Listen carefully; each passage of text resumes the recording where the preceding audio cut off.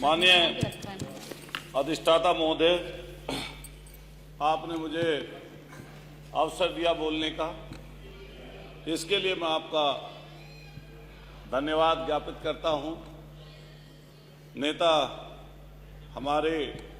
और बड़े आदरणीय शिवपाल जी से अपने आप को संबोधित करते हुए, देखिए हम लोग पश्चिम से आते हैं, जो उत्तर प्रदेश का पश्चिम का इलाका है, और जिस घर में परिवार में हमारी परवरिश हुई, उसमें जब से हम लोग छोटे थे, जब से देखते थे और हमसे पहले की पीढ़ियां देखती थी कि अगर छोटे से छोटा कोई काम होता था, अगर हल्के से हल्का कोई काम होता था, तो भगवान राम का नाम लेकर होता था। अगर खेत किसान लोग जो परिवारों में थे, पहले बैल हुआ करते थे, अब तो ट्रैक्टर आ गए,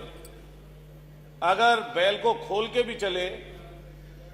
और अगर जुआ भी रखा और जुआ रख के लेके चले, तो पहला नाम यही निकलता था, ले राम का नाम, और तब आगे की तरफ चलते थे।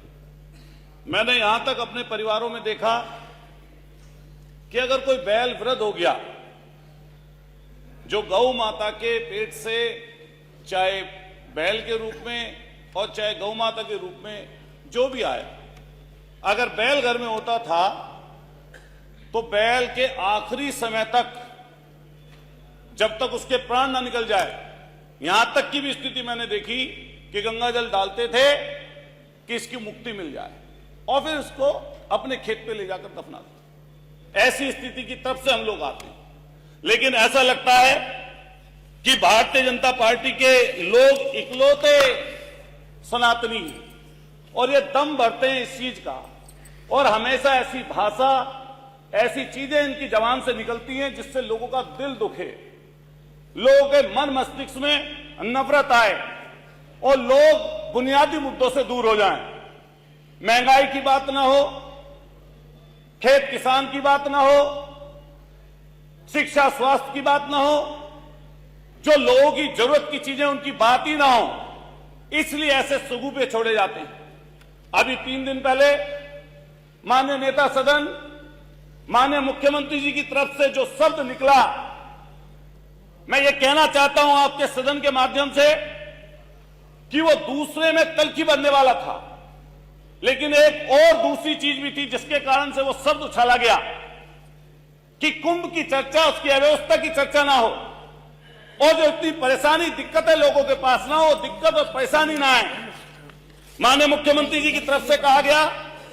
कि समाजवादी लोगों का चरित्र दोहरा चरित्र है, लेकिन एक तरफ जब प्रधानमंत्री जी, हमने सुबह सुबह देखा टीवी में, रात की बात थी, एक शेख आए थे, कतर के शेख, और जो कतर के शेख आए थे, जैसे ही वो फ्लाइट से उतर रहे थे नीचे नीचे,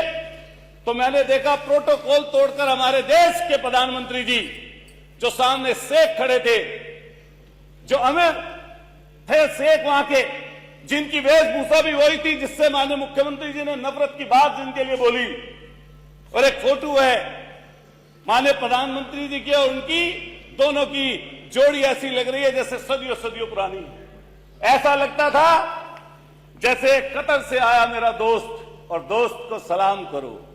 ऐसा बोल रहे हो। उसी समय माननीय मुख्यमंत्री जी को ट्वीट कर देना चाहिए था।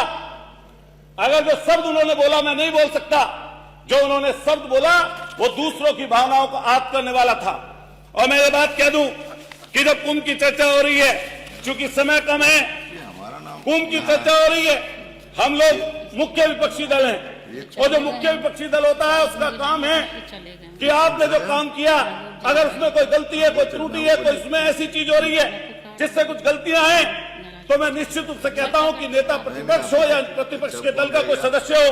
और हमारे अखिलेश यादव जी ने बार बार इस बात को चेताया कि वहां की परेशानी और दिक्कतें क्या हैं। अगर परेशानी दिक्कत नहीं थी तो हमने एक वीडियो ऐसी देखी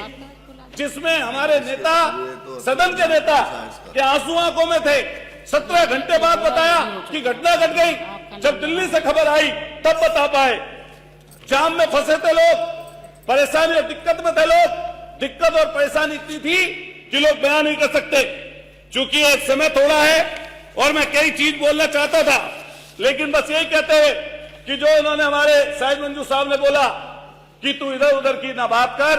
ये बता काफिला क्यों लूटा। और मुझे रहबरों से गिला नहीं, तेरी रहबरी पर सवाल है। ये रहबरी पर सवाल है, उनकी चर्चा जरूर करनी चाहिए। क्योंकि मैं मेरठ से आता हूं, उस धरती से आता हूं जो क्रांतिकारियों की धरती है, जो ऐसी धरती जिसने 1857 की क्रांति में अपनी शहादत दी और शहादत की अगुवाई करने वाले धन सिंह कोतवाल गुजर, उनके हमारे जो पूर्वज थे, उन्होंने हमें यही सिखाया। उन्होंने हमें यही बताया कि जब राष्ट्र की बात आए तो सबसे पहले राष्ट्र के लिए खड़े हों, लेकिन जब बुराई की बात आए तो बुराई के खिलाफ हम लोगों को मिलकर लड़ना चाहिए। मैं अधिष्ठाता महोदय कहना चाहता हूं कि लोहिया जी का एक कोट है, और लोहिया जी ने जो कहा वो धर्म के सापेक्ष में कहा कि धर्म दीर्घकालीन राजनीति है और राजनीति अल्पकालीन धर्म है। धर्म का काम है अच्छा करें और उसकी स्तुति करें, और राजनीति का काम है कि बुराई से लड़ें और उसकी निंदा करें। ये हम लोगों का और आप लोगों का काम है। इसी तरह हम चलना चाहते हैं और मैं अपनी बात पूरे समय पे खत्म कर लूंगा। मान्यवर, मैं कहना चाहता हूं, क्योंकि मैं मेरठ से आता हूं, मेरठ की 2-3 बड़ी समस्याएं पिछले अगली 1 मिनट में खत्म कर दूंगा। हमने रिंग रोड के लिए कहा, रिंग रोड के लिए 8 साल से प्रयास हो रहा है, पूरे 7 मिनट तक रिंग रोड के लिए प्रयास हो रहा है, लेकिन इतनी बड़ी सरकार है, ये कहती है कि पश्चिम में तो बहुत पैसा है, उसकी कोई चर्चा नहीं करना चाहता। हम मेरठ के रहने वाले हैं, हमारे यहाँ पूरे पश्चिमी उत्तर प्रदेश में गन्ना खड़ा है और गन्ने के किसानों की स्थिति दुर्दशा बहुत भयंकर है। पिछले 5 सालों में एक बार गन्ने का रेट बढ़ा अधिष्ठाता महोदय, और इस बार मायूसी लगी लोगों के हाथ। कम से कम 500 रुपए का रेट इस सरकार को करना चाहिए था। जब माननीय नेता सदन में बोल रहे थे, बस खत्म कर रहा हूं, कंक्लूड कर रहा हूं, जब माननीय नेता सदन बोल रहे थे, मुझे लगता है इतनी चिल्लाकर धन्यवाद आपने सामने वाला जरूर बोलेगा कि हम गन्ने का रेट बढ़ा रहे हैं। मैं अपनी बात खत्म करते हुए ये बोलना चाहूंगा, श्री वाचस्पति जी, मैं यही अपनी बात मान्यवर खत्म करते हुए कहना चाहता हूं कि नीम के रस में मिला जब जहर मीठा हो गया। सुन लो एक बात, नीम के रस में मिला जब जहर मीठा हो गया, झूठ इस कदर बोला कि सच्चा हो गया, झूठ इस कदर बोला कि सच्चा हो गया। इतना सच बोल कि होठों का तबस्सुम ना बुझे, इतना सच बोल कि होठों का तबस्सुम ना बुझे, रोशनी खत्म ना कर और आगे अंधेरा ना हो। मान्यवर अधिष्ठाता महोदय, मैं आपका धन्यवाद करता हूं कि आपने मुझे बोलने का अवसर दिया, और यही बात कहते हुए कि हमें ऐसी कोई बात नहीं बोलनी चाहिए जिससे किसी को दुख हो, कष्ट हो, से परेशान। सहयोगी के रूप में महामहिम